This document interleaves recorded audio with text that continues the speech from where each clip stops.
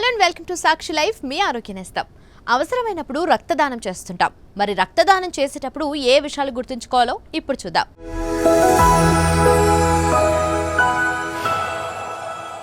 ఇది కేవలం సమాచారంగా మాత్రమే భావించండి. వైద్య నిపుణులను సంప్రదించండి.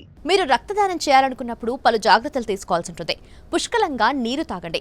హైడ్రేటెడ్ గా ఉండటం వల్ల శిలలను కనుగొనడం సులభమవుతుంది. రక్తాన్నిచ్చే సమయంలో లేదా తర్వాత బలహీనత కారణంగా మీకు కళ్ళు తిరగటం తగ్గుతుంది. ఖాళీ కడుపుతో ఉండకండి. రక్తదానం చేయడానికి వెళ్లే ముందు భోజనం చేసి వెళ్ళండి. ఇలా చేయటం వల్ల రక్తదానం చేసిన తర్వాత నీరసంగా లేకుండా ఉంటుంది. ఇలాంటప్పుడు ఎక్కువగా పండ్లు తీసుకోవటం చాలా మంచిది. రక్తదానం చేసేటప్పుడు వ్యాయామం చేయండి, తర్వాత కాదు.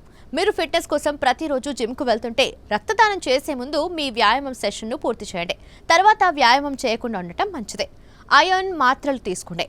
తరచుగా రక్తదానం చేసే వ్యక్తులు ఐరన్ సప్లిమెంట్లు లేదా ఐరన్తో కూడిన మల్టీవిటమిన్ తీసుకోవాలని వైద్య నిపుణులు సూచిస్తున్నారు. టీనేజర్లు కూడా రక్తదానం చేసిన తర్వాత ఐరన్ తీసుకోవాలని సలహా ఇస్తున్నారు. ఎందుకంటే రక్తదానం చేసిన తర్వాత వారు కూడా ఐరన్ లోపం తలెత్తే అవకాశం ఉందని చెప్తున్నారు. మరి చూశారు కదా, రక్తదానం చేసే ముందు ఎలాంటి జాగ్రత్తలు పాటించాలో.